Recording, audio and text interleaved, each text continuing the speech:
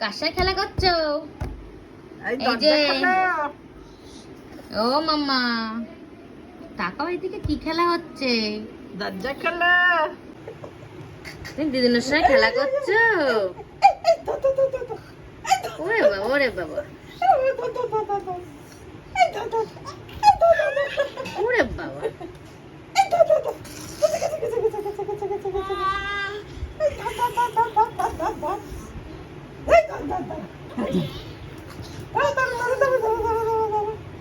বল নিয়ে খেলা হচ্ছে তোমার? এই যে তাকাও একটু এদিকে মা।